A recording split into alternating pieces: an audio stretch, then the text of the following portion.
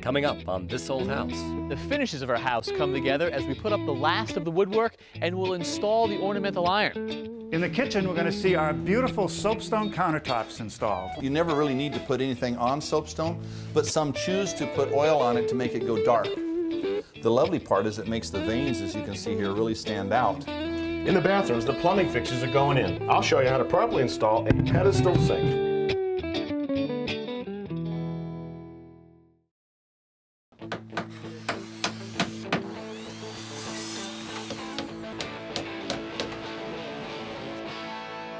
We're trying to make the kitchen cabinets look like they are integrated into the plaster. So we've built up the soffit with a piece of plywood, and it has a chamfer right along the edge, and that allows us to bring the foam cove piece right up to it. It's then taped, and you can see over here with the base coat what the effect is. That plaster is going to wrap right into the face frame of these cabinets. And it's also going to have to wrap into these decorative corbels. Now these are all throughout the kitchen.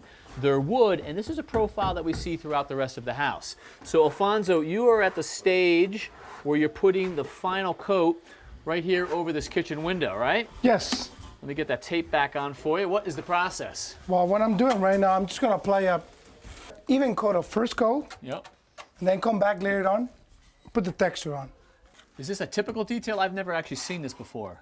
Well, you see this a lot in Mexico, where they have cabinetry into the plaster.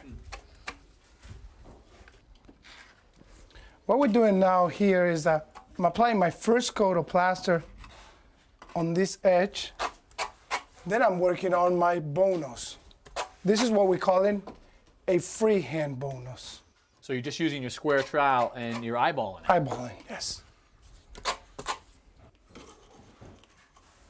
And now it's time to hit the coat with the first coat of plaster. And this is not a tray ceiling like we have out in the living room. This cove just works right up into the ceiling. Yes, it's just what we call a cove, yes. And now for the curve, you just go and roll it back and forth.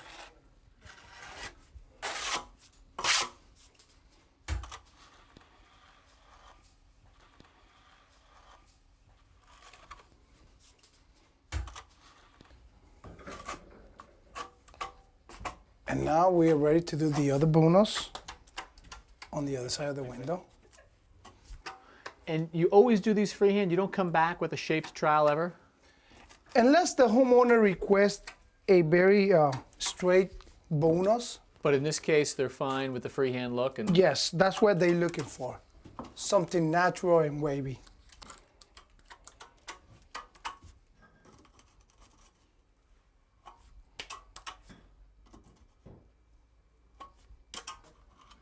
We're doing a small bullnose around the corbels. Reason why we're doing a bullnose in here is because if we go flush, it might crack. So small bullnose will be perfect for this. Now this side is ready to give it the final touch and working on the polishing. So this plaster is set up enough already? Yes.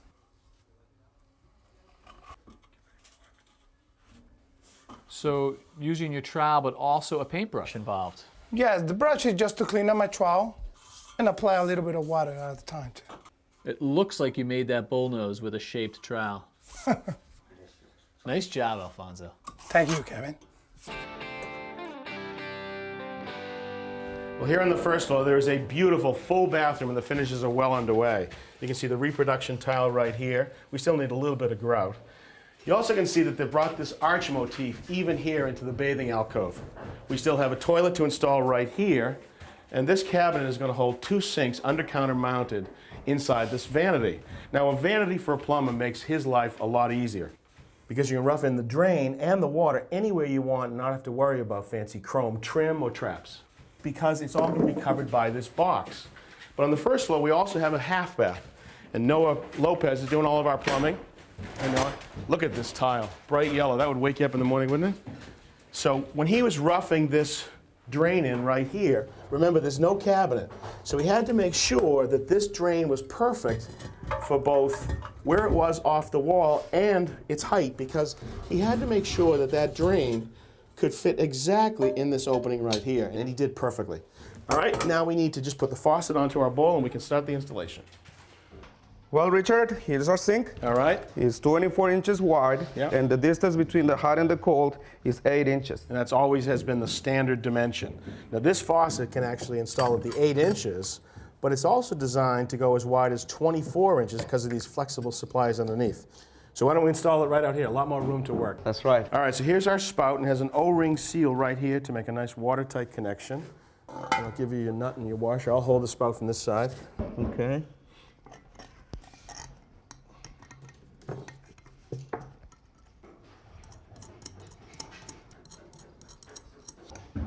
And usually we have these tight spaces. That's why we use the basin wrench. All right, so there are a couple of stem units, one for hot, one for cold. You can see the handle and the escutcheon. And then in order to make a nice watertight connection to the sink, you can see right below this lock nut is an O-ring. So let me give you that. All right, here's the O-ring right there.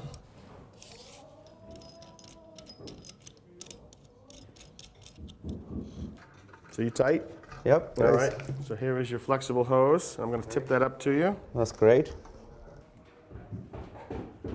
You know how to say hose in Spanish, Richard? No, what is it? Manguera. Manguera. There you go. I can do that.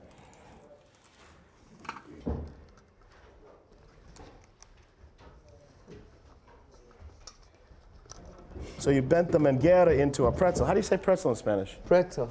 Pretzel. This Spanish is easy. This part of the sink drain is called a pop-up assembly, and it either lets the water go down the drain or holds it in the sink. I want a little bit of putty right there. All right, that's all for you back there. I'll take the putty right here. Okay. Thank you. Make a little donut. Hold it.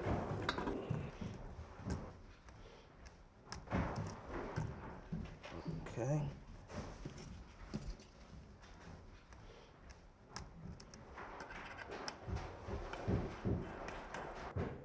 How do you say tighten?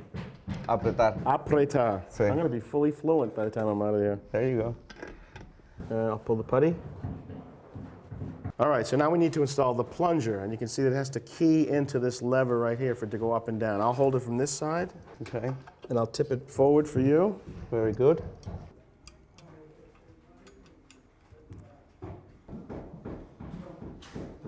Okay.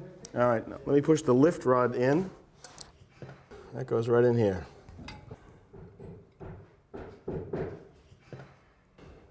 And that gets held in place with a set screw. Right about there.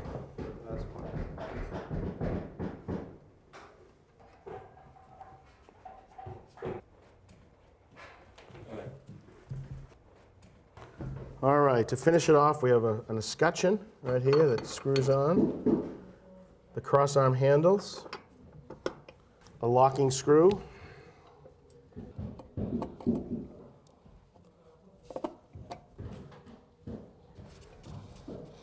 okay, lock that in, and the last piece is this, a button called an index that tells you what temperature it is. Now, for the water, we want to clean up these copper lines because they're going to be exposed. So we use an escutcheon plate, and that covers over the copper pipe. And this is a chrome-plated shutoff that is a solderless connection. It actually has a nut and a ferrule, a little brass ring. When I make that up, I can tighten it up, and it makes a terrific connection. Now, to tighten it up, I use a box wrench that can actually tighten it up without scratching the nut too badly. Good. And the same thing on the other side. Now inside the wall is this black plastic called ABS, but we want to have this clean chrome right here. So I need to put a transition fitting in, and that's called a male adapter. I'm going to put the solvent right there.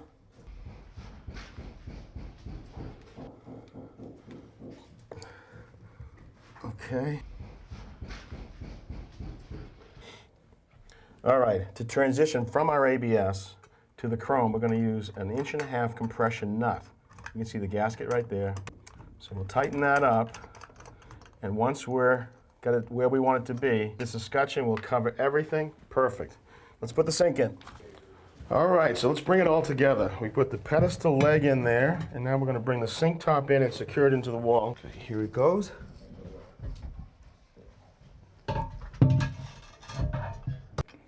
So before we secure it to the wall, we want it to be level. That looks good right there. So just mark that right-hand hole. Okay. Okay. All right, let me get it out of the way and you can drill those holes.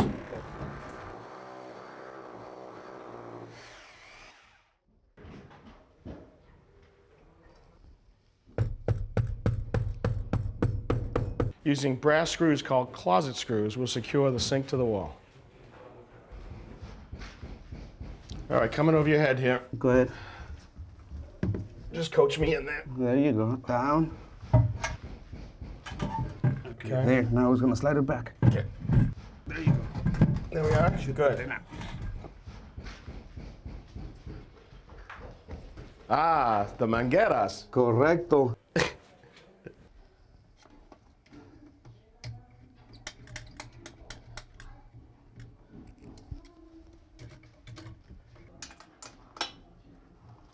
So we all set, Noah? Yes, Richard, we got the pop-up assembly all connected Yeah. and working. Drain is all connected. There's cold, there's hot. I'm ready to see if it works. All right, let's do it. That's cold. Agua. Caliente. Agua caliente. Perfecto, Ricardo. Good. Thank you. Well, all of our kitchen cabinets have been installed, including this one on the end. It falls into our large opening that makes a peninsula, and it'll make a nice pass-through into the family room. Doors and drawer fronts will be coming in about a week, but today it's all about the countertops, which are made out of soapstone. Tim Farr and his crew are going to install them today. Now, where do you get your soapstone from? Our soapstone is brought primarily from Brazil. We import. And how many pieces are going to make up this kitchen counter? This kitchen will be 5 individual pieces. One here with a seam here and a seam behind the seam. Okay, now that's a pretty big piece. How much does that weigh? That's probably in the neighborhood of 400 pounds. It's about 19.5 pounds per square foot. That's why it takes 5 or 6 guys to lift it in place. Now, we've seen a lot of soapstone used in kitchens, and you see them in industrial labs, and you even see them in high school chemistry labs. Why is it such a good material? Well, it's used primarily in these areas because of its unique properties of being inert or chemically neutral. There's nothing you can put on soapstone that will damage it as far as a liquid is concerned.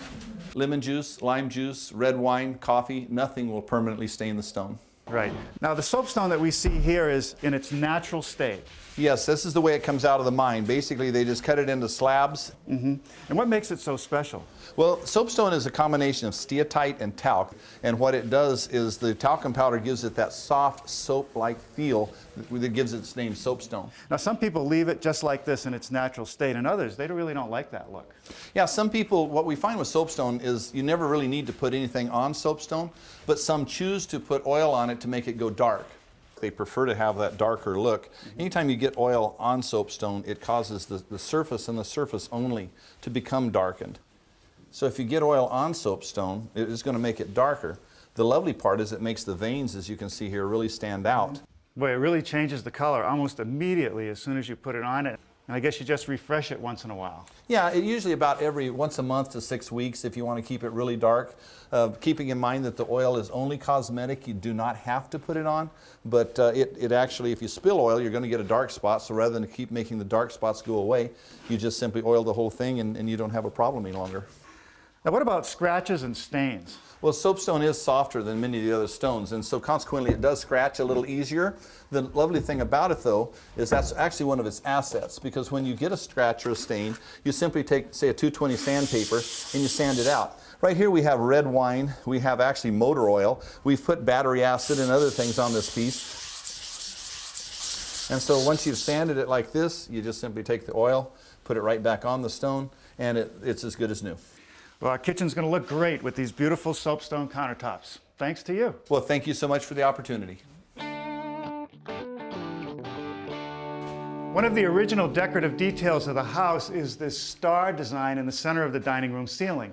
And there'll be a nice Art Deco fixture hanging from the center of it. The homeowners love it so much they want to replicate it so they can have one in the family room and up in their master bedroom.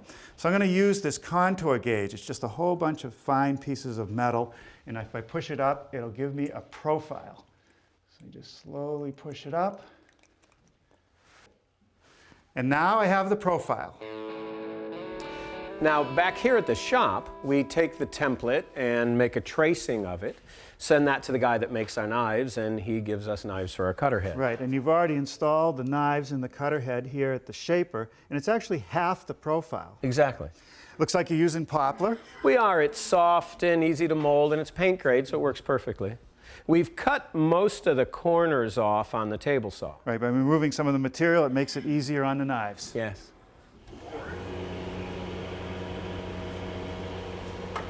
By using a power feeder, it's a lot safer. And by having a consistent speed going by those knives, we get a much smoother cut. Exactly. Now, because the knife is only half the profile, we have to make 2 passes, 1 on each edge.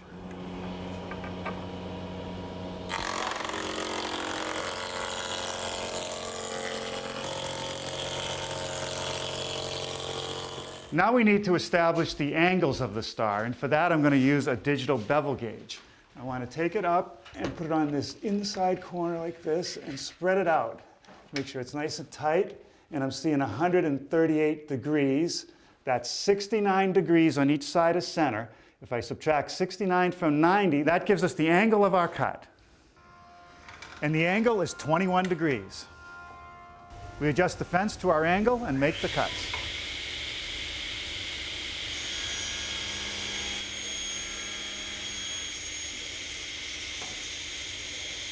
The most challenging part of this project is to cut this very steep angle on each piece. To do that, we're going to use a jig, which also cuts it to the exact length.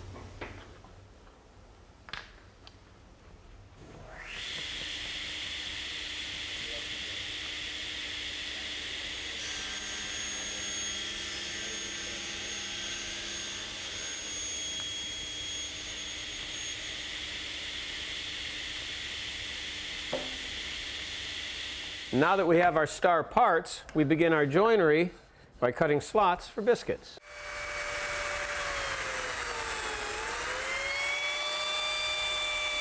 Now some glue in the slot and on both pieces.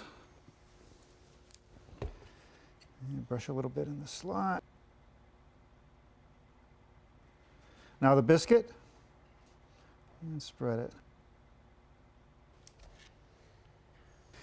Shapes like this are difficult to clamp, so here we're using pinch clamps, and they're often used on picture frames.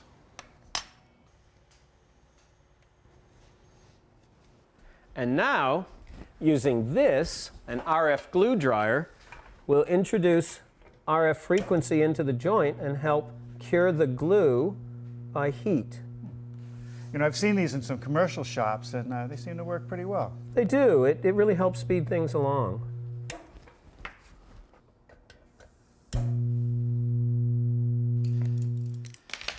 Looks great, Larry. Thanks, Norm. Back at the house, it's time to install our star, and 2 of the key carpenters, who happen to be brothers, Laz and Josh, are going to do that for us. We're going to put some glue on the back of the star, all the way around.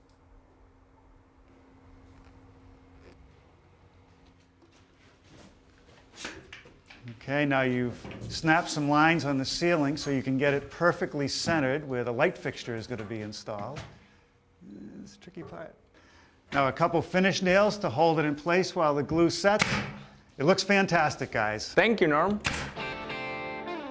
We're learning that there's a lot to love about living here in Southern California. Starting with materials, we can use this beautiful terracotta tile on outdoor spaces. And with this weather, you want to have as much outdoor space as possible. So here we have a terrace that's about 20 feet wide and 2 balconies off of each bedroom. Now, in keeping with the Spanish colonial style, there's plenty of ornamental ironwork. And Jeff Bradley is getting ready to set some now. This is an impressive piece of work, and there's no hollow tubing in this, right? No, this is all solid iron potbelly design. And the potbelly design refers to the shape of these balusters? Yes, exactly. So what's a piece like this weigh? Approximately 400 pounds. And you got to get it up there. We've got to get it up there, yes. It is heavy. Go up on there, up on the board. There we go. This thing is heavy. There we go. Okay, now we got to lift it up here onto the balcony. Yeah. Okay, right now we're putting this up here on top of these spacers to give us proper clearance here to get the right height underneath it. So what are you going to use to attach the rail to the structure? We're going to use this 5/16 galvanized lag bolt. We're going to drill through this bracket, through the stucco and into the wood.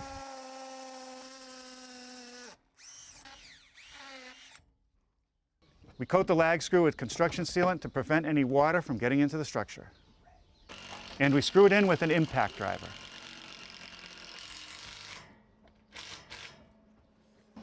Oh, Jeff, that really dresses up that little balcony. And when all the rest of the ironwork is installed, it's going to look beautiful, very elegant. It's going to finish the backyard.